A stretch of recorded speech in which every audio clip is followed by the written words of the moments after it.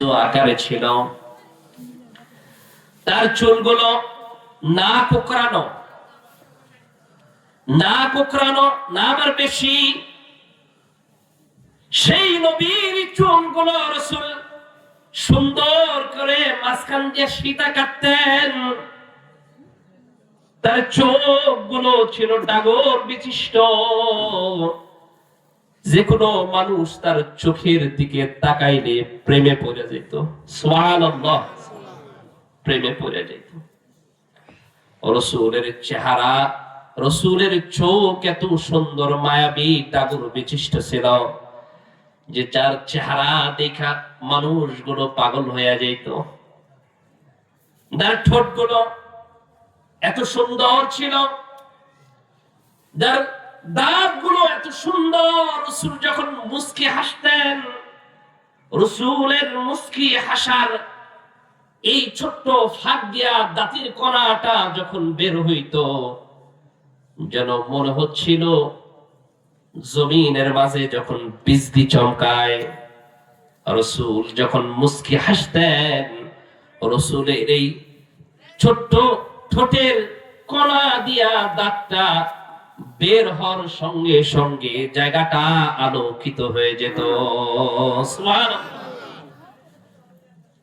রাসূলের শরীরের মাঝে লোম ছিল বুক ভরা।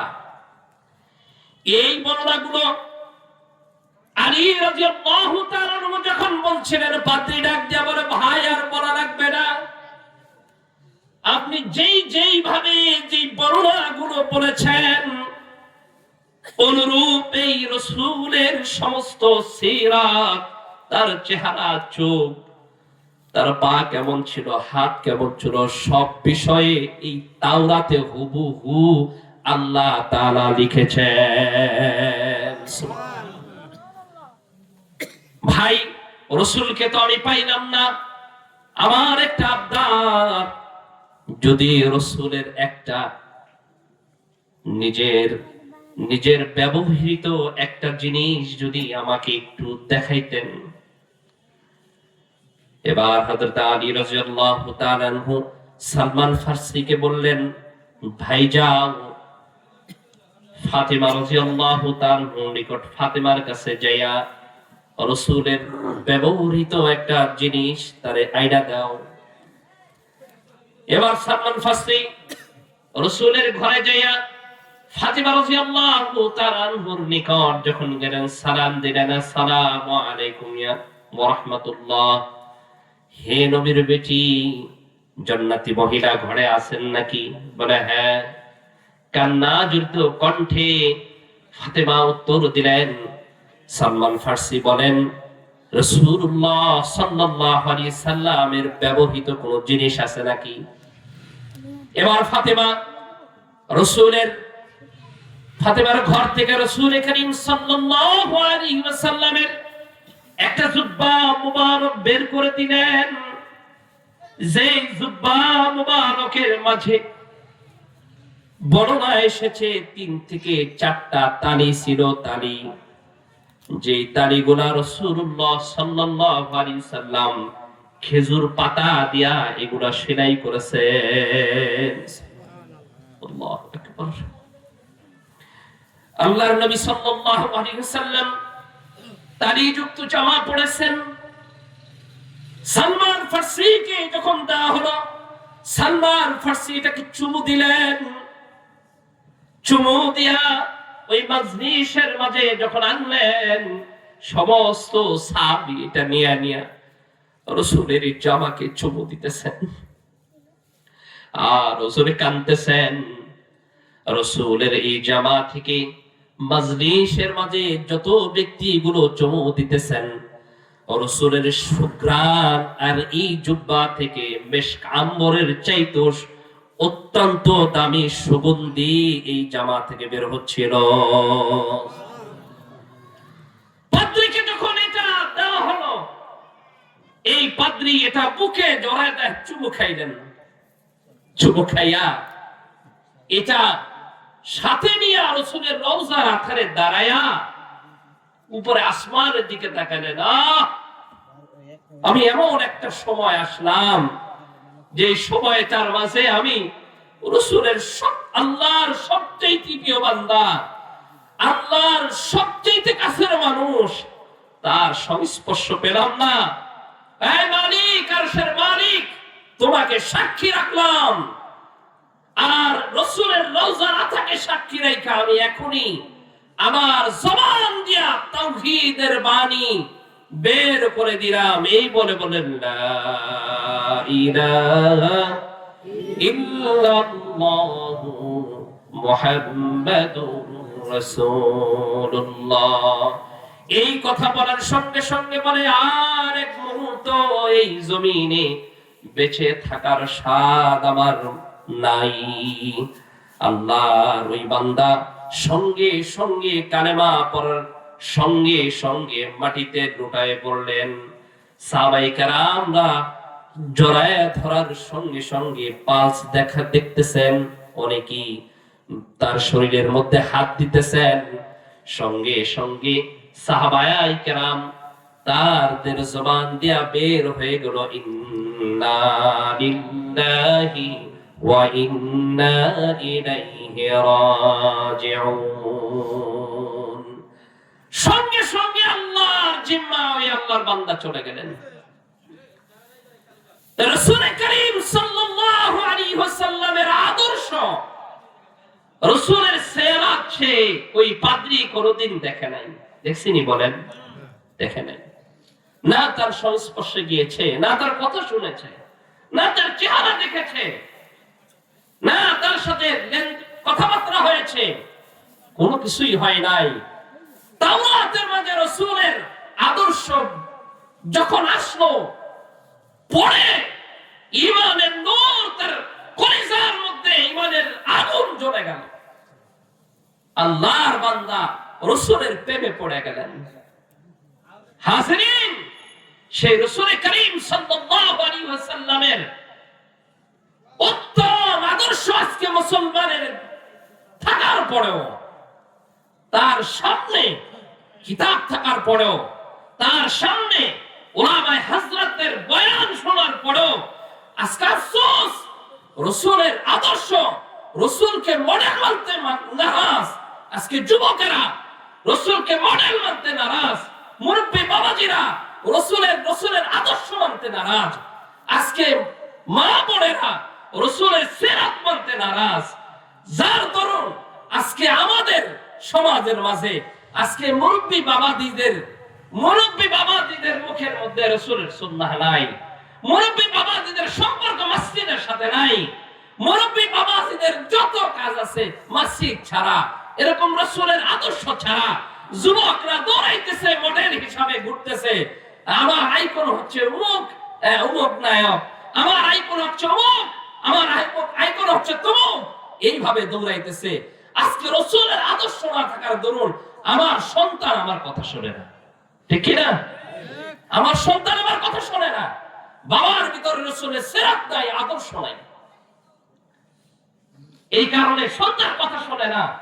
আপনার ভিতরে যদি, আমার ভিতরে যদি রাসূলের আদর্শ থাকতো, তাহলে আমার সন্তান আমার কথা শুনতো। আমার ভিতরে আদর্শ নাই, রাসূলকে মডেল হিসেবে আমরা গ্রহণ করতে পারছি না। আমাদের যত মডেল আছে, আমাদের নেতা, আমাদের যত মডেল আছে, তা আমাদের বিভিন্ন ধরনের যত দুনিয়ার সামগ্রী, এগুলো সব আমাদের মডেল। রাসূল করিম সাল্লাল্লাহু আলাইহি ওয়াসাল্লামের আদর্শ, রাসূলকে আইকন হিসেবে যারা গ্রহণ করেছে তারা সফল হয়েছে, সফল। আমাদের চোখের সামনে যারা রাসূলকে আইডল হিসেবে গ্রহণ করেছে তারা সফল হয়েছে, তারা বিফলে যায় নাই।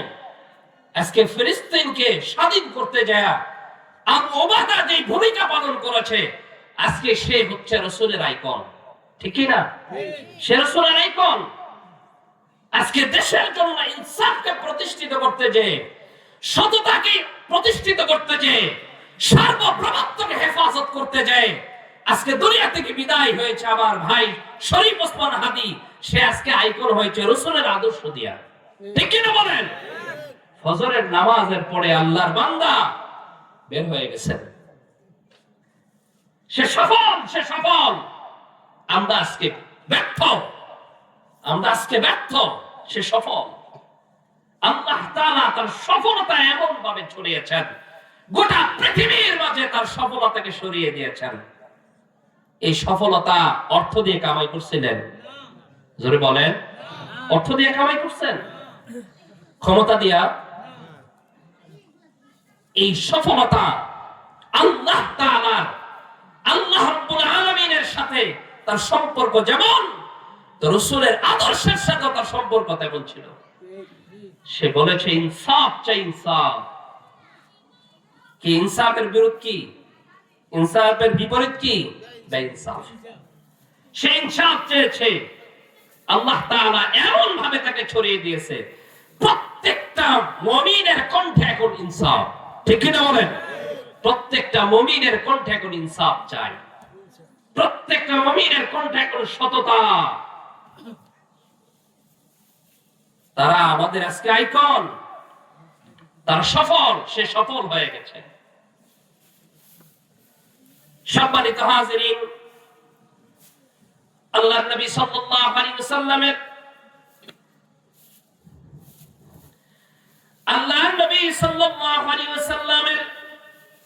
আদর্শ যারা লালন করেছে, আল্লাহ তাআলা তাকে তাদেরকে দুনিয়ার জমিনে সম্মানিত করেছেন, আখিরাতেও সম্মানিত করবেন।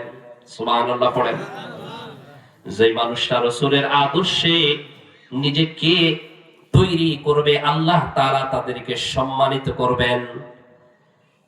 আল্লাহ রাব্বুল আলামিন, আল্লাহর নবী সাল্লাল্লাহু আলাইহি ওয়াসাল্লাম, রাসূল করিম সাল্লাল্লাহু আলাইহি ওয়াসাল্লামের একজন সাহাবী, আল্লাহর নবী এই সাহাবী রোমদের সাথে যুদ্ধের জন্য তৈরি, রোমদের সাথে যুদ্ধের জন্য তৈরি। তিনজন সাহাবী রোমদের সৈনিক রুস্তমের সাথে সাক্ষাৎ। যুদ্ধের পূর্ব মুহূর্তে যখন উপনীত হয়ে গেছে, সামনাসামনি দাঁড়ায় গেছেন তিনজন সাহাবী, এবং রোমের সৈন্য রুস্তমের সামনে দাঁড়ায় গেছে। রুস্তম তাদেরকে কটাক্ষ করতেছে। কটাক্ষ, আমাদের কিছু সুশীল আছে, সুশীল, যাদের চিন্তা ভাবনা করতে করতে মাথার মধ্যে চুলই নাই, এরকম কিছু সুশীল আছে যারা আমাদেরকে দাড়ি টুপিওয়ালা মুমিন মুসলমানদেরকে কটাক্ষ করে। আছে না নাই?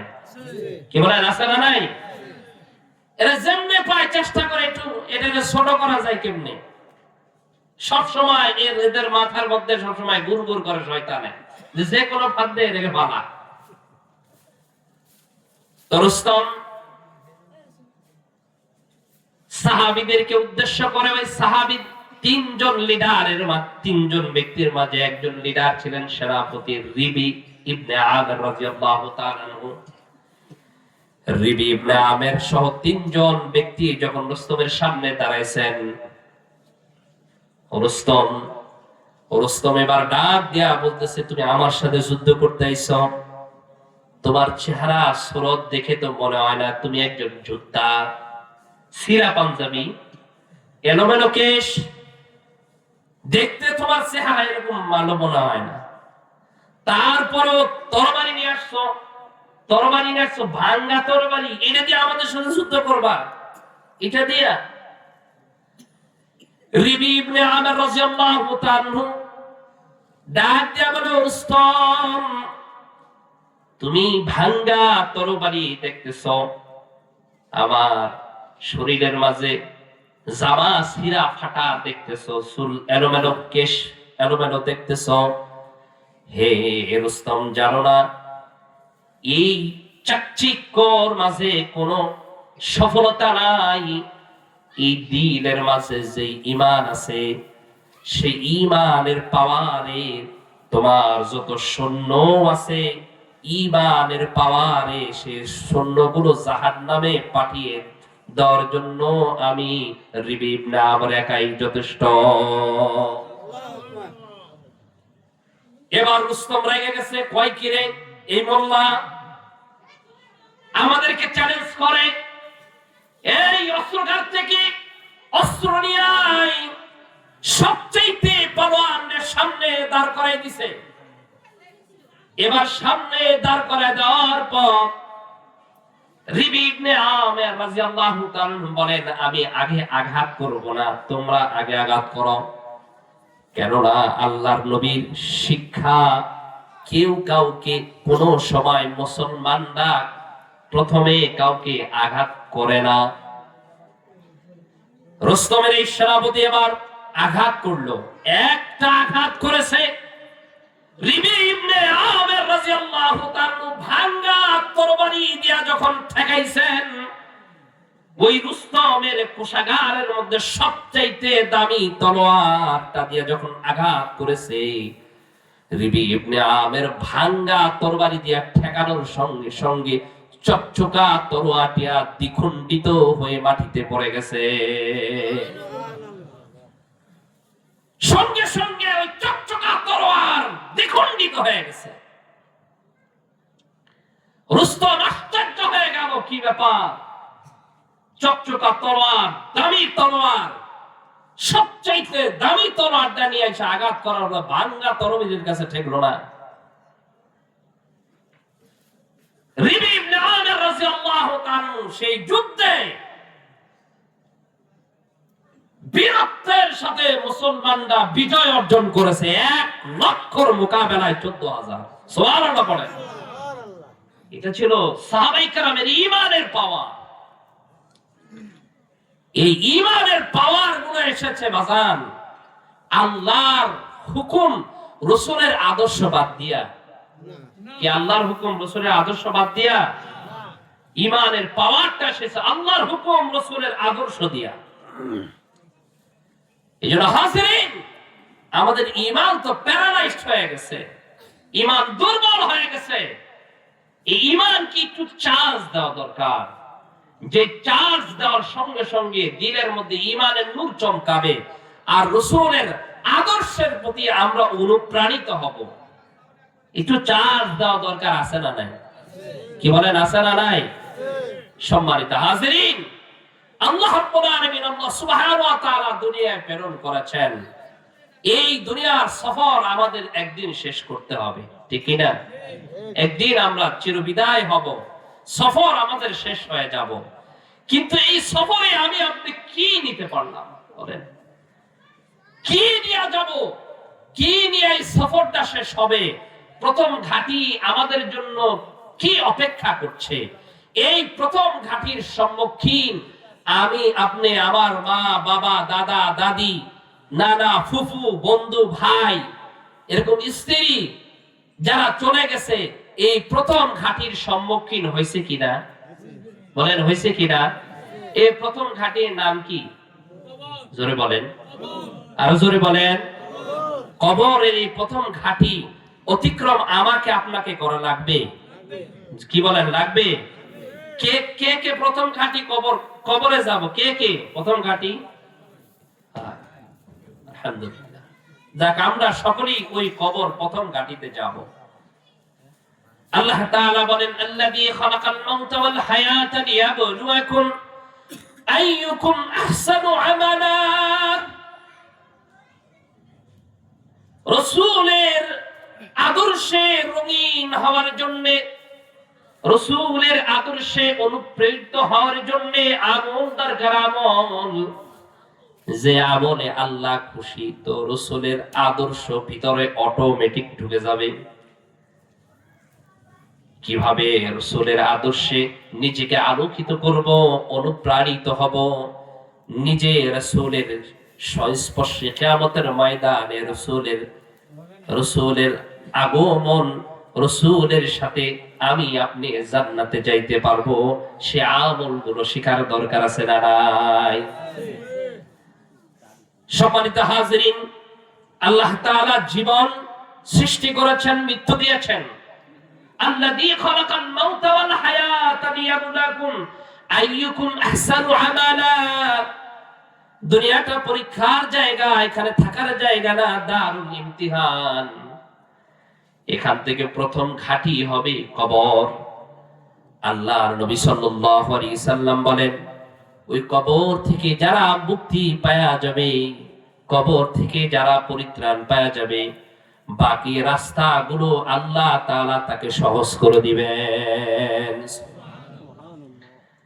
আল্লাহর নবী সাল্লাল্লাহু আলাইহি সাল্লাম বলেন, কবরের আযাব থেকে কবরের আযাব থেকে মুক্তি পাবে এক হাদিসে তিনজন ব্যক্তি কবরের আযাব থেকে অটো মুক্তি।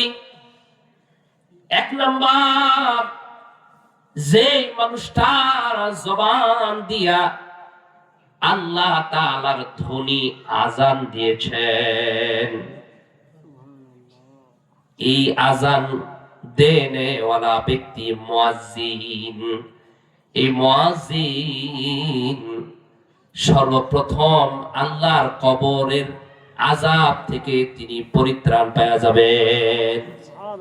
মুয়াজ্জিন।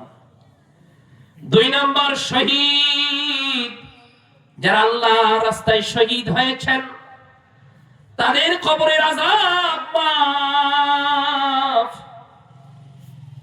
তিন নাম্বার, যে মানুষটা ইন্তেকাল করেছেন শুক্রবারের দিন,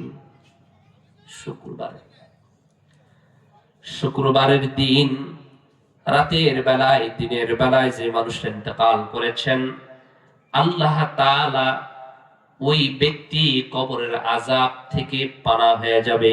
সুবহানাল্লাহ। এক নাম্বার, মুয়াজ্জিন, যিনি আযান দিয়েছেন, আল্লাহ তাআলা তার কবরের আযাব মাফ করে দিবেন। সুবহানাল্লাহ। আমরা মুয়াজ্জিন হব তো ইনশাআল্লাহ? ইনশাআল্লাহ হব তো?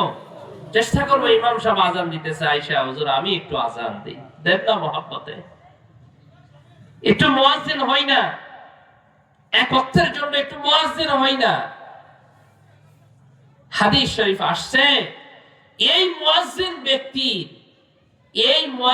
ব্যক্তি কিয়ামতের ময়দানে এমন সুগন্ধি ছড়াবে, মানুষ বলবে এই কোন থেকে সুগন্ধি আসে? তো পাশে তাকায় দেখবে ওই যে আব্দুর রহিম, বলে এর ব্যক্তি সুগন্ধি আসতেছে, তো সে এত লম্বা কেন? তার হাদিসে আসছে তার ঘাটটা উঁচু হয়ে যাবে, সমস্ত মানুষের মাঝে তার ঘাটটা উঁচু হবে। তো তার ঘাটটা এরকম উঁচু কেন? তো সকলেই বলা বলি করবে এই ব্যক্তি হচ্ছে সেই ব্যক্তি যে ব্যক্তি দুনিয়ার জমিনে আল্লাহর আহ্বান, আল্লাহ তাআলার নামাজের জন্য আযান দিয়েছে। আযান আল্লাহ তাআলা কিয়ামতের ময়দানে আল্লাহ তাআলা এই পুরস্কার দিবেন, ওই কিয়ামতের ময়দানে তার ঘাটটা উঁচু করে দিবেন এবং আল্লাহ সুবহানাহু ওয়া তাআলা ওই বান্দাকে বিনা হিসাবে জান্নাত দিবেন। মুয়াজ্জিনকে। আর আল্লাহর রাস্তায় শহীদ যারা হবে, কবরের আযাব মাফ। শুক্রবারের দিন যাদের মৃত্যু হবে তাদের কবরের আযাব মাফ হয়ে যাবে। আল্লাহ তাআলা আমাদেরকে মুয়াজ্জিন হয়ে কবরের আযাব মাফ করার তৌফিক দান করেন, আমিন। আল্লাহ তাআলা আমাদের জন্য শহীদি মৃত্যু নসিব করেন, আমিন। আল্লাহ তাআলা আমাদেরকে যেন শুক্রবারের দিন আল্লাহ তাআলা যেন আমাদেরকে মৃত্যু দেন, জোরে বলে আমিন। দুই নাম্বার, কবরের আযাব মাফ হয়ে যাবে। 4 নম্বরে, আল্লাহ সুবহানাহু ওয়া তাআলার বান্দারা কবরের আযাব মাফ হইয়া কিয়ামতের দিন একটা পাহাড় থাকবে, পাহাড়, যে পাহাড়টা থাকবে মেশক আম্বরের সুঘ্রাণ যুক্ত একটা পাহাড়। বুঝতেছেন কথা? মেশক আম্বর যুক্ত একটা কি পাহাড় থাকবে, যেখানে সুগন্ধি আর সুগন্ধি। রাসূল করিম সাল্লাল্লাহু আলাইহি সাল্লাম বলেন 3 শ্রেণীর ব্যক্তি ওই পাহাড়ের মাঝে অবস্থান করবেন। কয় শ্রেণীর ব্যক্তি? 3 শ্রেণীর ব্যক্তি ওই পাহাড়ে অবস্থান করবেন। এক শ্রেণীর ব্যক্তি হবে যে ইমাম সাহেব আল্লাহ তাআলার সন্তুষ্টির জন্য নামাজ পড়িয়েছেন। সুবহানাল্লাহ পড়েন। যে ইমাম সাহেব আল্লাহর সন্তুষ্টির জন্য নামাজ পড়িয়েছেন, তো আল্লাহর সন্তুষ্টি কি? অনেক সময় আসে না, চিন্তা করে আরে ইমামতি এটা আমার একটা চাকরি, এরকম চিন্তা চেতনার কথা বলা হয়েছে। যে না, আমি ইমাম হয়েছি, নামাজ আদায় করাচ্ছি, মুসল্লিদেরকে নামাজ পড়াচ্ছি একমাত্র আল্লাহর সন্তুষ্টির জন্য। এই খলসিয়াত, এই নিয়ত আল্লাহর সন্তুষ্টির জন্য যিনি নামাজ পড়িয়েছেন, যে ইমাম, আল্লাহ তাআলা কিয়ামতের ময়দানে বিচার ফায়সালা না পর্যন্ত মেশক আম্বর যুক্ত পাহাড়ের মধ্যে তাকে অবস্থান করাবেন। সুবহানাল্লাহ। আল্লাহ তাআলা আমাদেরকে আল্লাহ সন্তুষ্টির সঙ্গে ইমাম হওয়ার তৌফিক দান করেন। 2 নাম্বার, যে আল্লাহর বান্দা আল্লাহ তাআলার সন্তুষ্টির জন্য কোরআনে কারীমের তেলাওয়াত করে। কার সন্তুষ্টির জন্য? আল্লাহর সন্তুষ্টির জন্য। হাজরিন, এখন বলতে পারেন যে বাবাজি বা বন্ধু যারা আছেন যে আমরা তো কোরআন পড়তে পারি না, আমি বলবো যে আপনি কোরআন পুরাটা আপনি না পড়তে পারেন না এরকম বিষয় না। আপনি কোরআনের একটা সূরা, সূরা ফাতিহা তো পারেন। কি বলেন, আমরা পারি না? সূরা ইখলাস পারি তো, পারি কি না? তো ছোট ছোট সূরাগুলো আমরা যেগুলো পারি, এই সূরাগুলো মুহাব্বতের সহিত পড়ি। কি? মুহাব্বতের সহিত পড়ি, মুহাব্বতের সাথে পড়ি। রাসূল করিম সাল্লাল্লাহু আলাইহি সাল্লাম বলেন, যে বান্দাটা সূরা ফাতিহা পড়লো, সূরা ইখলাস 3 বার পড়লো, আল্লাহ তার আমল নামার মধ্যে একবার সূরা ফাতিহা পড়ার দরুন 10 পারা পড়লে যেই সওয়াব, একবার সূরা ইখলাস পড়লে সেই সওয়াব। 2 বার ইখলাস পড়লে 20 পারা তেলাওয়াত করলে যেই সওয়াব, তো 2 বার ইখলাস পড়লে সেই সওয়াব। সুবহানাল্লাহ। 3 বার ইখলাস পড়লে, পুরা কোরআন কারীম পড়লে যে সওয়াব, 3 বার সূরা ইখলাস পড়লে সেই সওয়াব। সুবহানাল্লাহ। তো আল্লাহ তাআলা এই ছোট ছোট সূরাগুলো আল্লাহর সন্তুষ্টির জন্য তেলাওয়াত করা পারবো তো ইনশাআল্লাহ? কারা কারা পারবো ইনশাআল্লাহ? নারে তাকবীর, নারে তাকবীর। আল্লাহ তুমি আমাদেরকে আমল করার তৌফিক দান করো, আমিন। 3 নাম্বার, আল্লাহ তাআলার বান্দা, আল্লাহ তাআলার বান্দা, এই যে আরেকটা কথা আসছে, যেই মুয়াজ্জিন আল্লাহর সন্তুষ্টির জন্য আযান দিবে, যেই মুয়াজ্জিন কার সন্তুষ্টির জন্য? আল্লাহর সন্তুষ্টির জন্য আযান দিবে, আল্লাহ তাআলার ওই বান্দা কিয়ামতের দিন হিসাবের আগ পর্যন্ত ওই মেশক আম্বর যুক্ত পাহাড়ে অবস্থান করবে। আল্লাহ সুবহানাহু ওয়া তাআলা, আল্লাহ রাব্বুল আলামিন আমাদেরকে কবরের আযাব, এটা বড় কঠিন জায়গা, বড় কঠিন জায়গা। এখান থেকে যারা পরিত্রাণ পাবে, হযরতে ওসমান রাদিয়াল্লাহু তাআলা আনহু কবর দেখতেন আর কাঁদতেন, কবর দেখতেন আর কাঁদতেন। সাহাবীরা প্রশ্ন করলো, ও আমিরুল মুমিনিন, আপনি এইভাবে কবর দেখে কেন কান্নাকাটি করেন? রাসূলুল্লাহ সাল্লাল্লাহু আলাইহি সাল্লাম বলেছেন, হাশরের ময়দানে আখিরাতের প্রথম ঘাঁটি কবর, এই কবর থেকে যারা মুক্তি পেয়ে যাবে তো বাকি রাস্তাগুলো তার জন্য সহজ হয়ে যাবে। যারা এই কবরের মাঝে পাকড়াও হয়ে যাবে তো তারা বাকি রাস্তাগুলো তাদের জন্য সঠিক কঠিন হয়ে যাবে। এজন্য আবুল্লাহ সাবরকান্দি রাহমাতুল্লাহি আলাইহি বলেন, ও দুনিয়ার মানুষেরা, ও দুনিয়ার মুমিন নর নারী পুরুষেরা, ও যুবক ভাইরা, আবুল্লাহ সাবরকান্দি রাহমাতুল্লাহি আলাইহি বলেন, প্রত্যেকদিন কবর আমাদেরকে এলান করে, এলান করে। আবুল্লাহ সাবরকান্দি বলেন, প্রত্যেকদিন এই কবর আমাদেরকে এলান করে বলে, ও আব্দুর রহিম, ও আব্দুল করিম, ও আব্দুল জব্বার, আনা বাইতুল ওয়াহদা, এ আব্দুল জব্বার, এ আব্দুল করিম, আমি কিন্তু একাকিত্বের একটা ঘর। আনা বাইতুল জুলুম, আমি কিন্তু অন্ধকারের ঘর।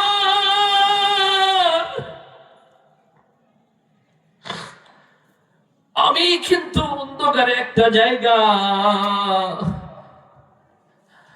আনা বাইতুত তুরাব, আমি কিন্তু মাটির ঘর। আনা বাইতুল আনা বাইতুল দহা, আমি কিন্তু পোকা বাকরের ঘর। আনা বাইতুস সুয়াল, আনা বাইতুজ জওয়াব, আমি কিন্তু সওয়াল এবং জবাবের ঘর। সাবধান সাবধান, এই ঘরে আসার আগে নিজেকে তৈরি করো, নিজেকে প্রস্তুত করো। কেন এই দুনিয়া তোমার স্থায়ী জায়গা না, এই দুনিয়া ক্ষণস্থায়ী জায়গা। রাসূল করিম সাল্লাল্লাহু আলাইহি সাল্লাম বলেন, কুন ফিদ দুনিয়া কান্নাকা গরীব ওয়া আবিরিস সাবিল।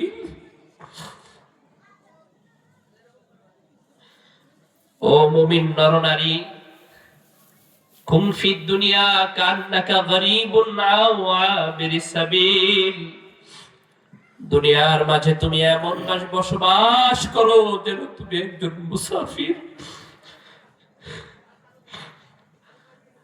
আমরা কিন্তু সবাই মুসাফির, আমরা কিন্তু সবাই মুসাফির। এখানে কিন্তু কেউ চিরস্থায়ী থাকবো না। এখান থেকে একদিন আমাকে ঘর থেকে বের করে দিবে। যে স্ত্রীর সাথে সারাটা জীবন কাটাইলাম, রূহটা যাওয়ার সঙ্গে সঙ্গে সেই স্ত্রী ঘর থেকে বের করে দিবে। যে স্বামীর সাথে স্ত্রী সারাটা জীবন কাটাইল, স্ত্রীর দেহ থেকে রূহটা চলে যাওয়ার সঙ্গে সঙ্গে স্বামীও ভয় পাবে, না না আমি তার সাথে থাকতে পারবো না। ঘর থেকে বের করে আমাকে উঠানে রাখবে, চারদিকে এলান হয়ে যাবে, আজ দুনিয়ার জমিন থেকে আল্লাহর বান্দা আব্দুল করিম নাই, মোকাররম নাই, রহিমা নাই। সকলে আমার বাড়িতে এসে যাবে, পরামর্শ হবে যত দ্রুত সম্ভব তাকে গোসল করা। আলেম এসে বলবে বেশিক্ষণ লাশ রাখা যায় না, ও আল্লাহর বান্দাকে গোসল করাও।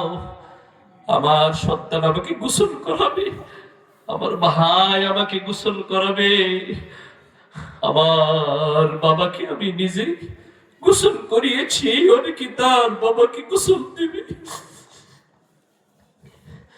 যেই বাবা কত কষ্ট করে সন্তানকে লালন পালন করলো, মাথার ঘাম পায়ে ফেলে যে সন্তানকে বড় করলো, আজকে সেই সন্তান জন্মের গোসল বাবাকে দিবে। সকলেই কাপড় গুলো খুলে ফেলবে, গোসল দিবে। ও মা, গরম পানি দিয়ে তাকে গোসল দাও। রাসূল করিম সাল্লাল্লাহু আলাইহি সাল্লাম বলেন, সাবধান সাবধান, মাইয়েতের সাথে তোমরা জোর জবরদস্তি করো না। কেননা এই মাইয়েতের কাছ থেকে রূহটা নেওয়ার সঙ্গে সঙ্গে তার পুরা শরীরটা ব্যথা। এই জন্য তারে ওমা গরম পানি দিয়া তারে গোসল করা। সাবধান, তার সাথে হীন আচরণ করো না।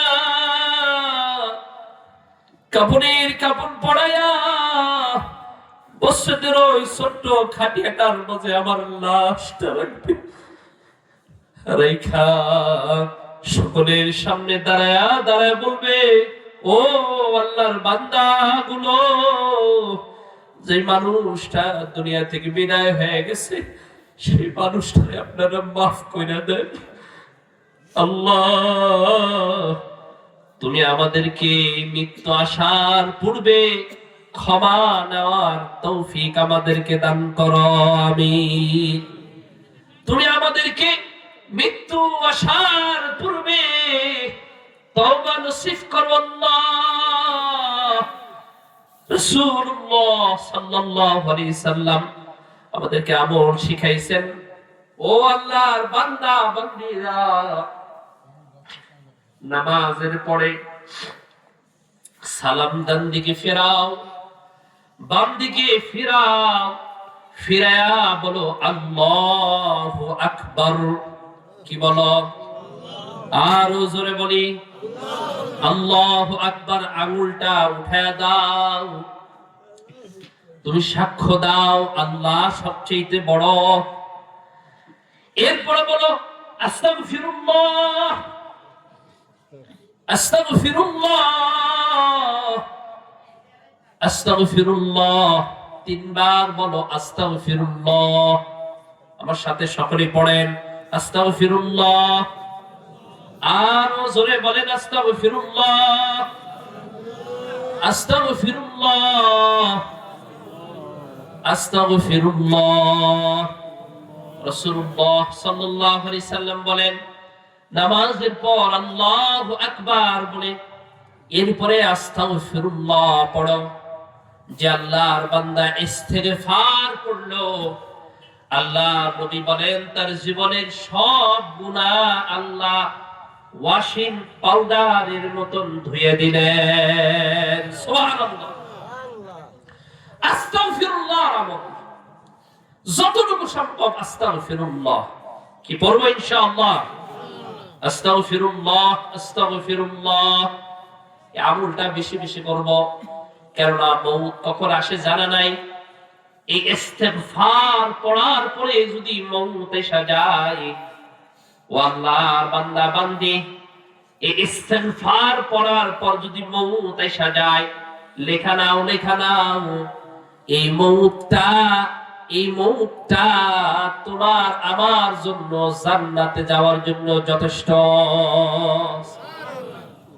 আস্তাগফিরুল্লাহ, আস্তাগফিরুল্লাহ।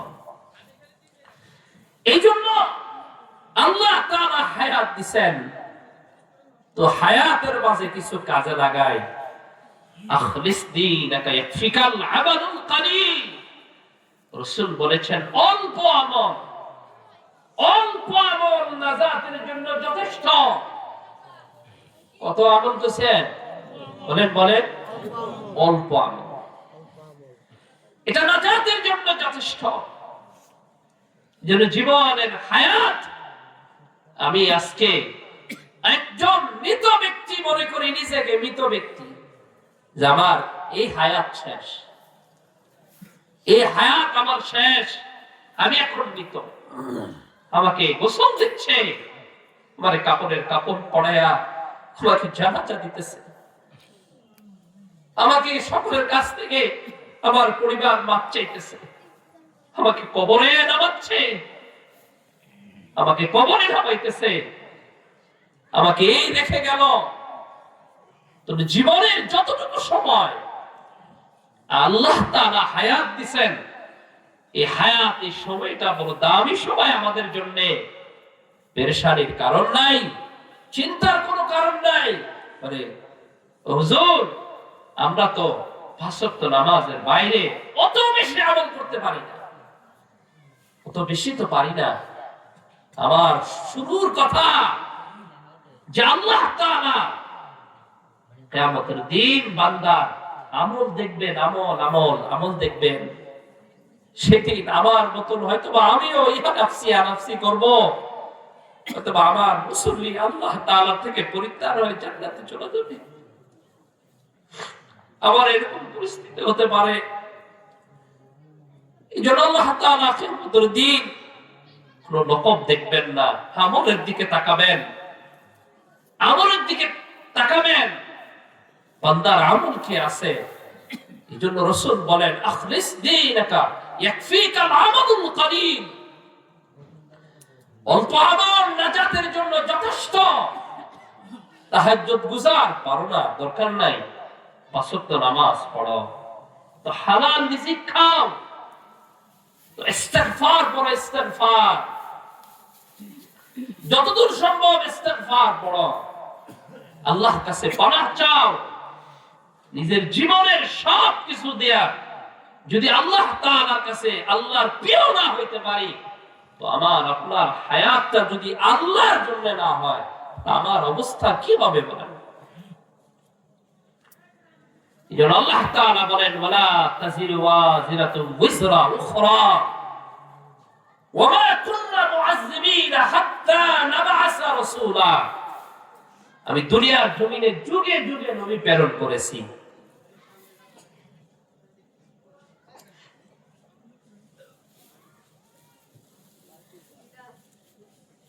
একটু জিকির করি, লা ইলাহা ইল্লাল্লাহ, লা ইলাহা ইল্লাল্লাহ, লা ইলাহা ইল্লাল্লাহ, লা ইলাহা ইল্লাল্লাহ, লা ইলাহা ইল্লাল্লাহ,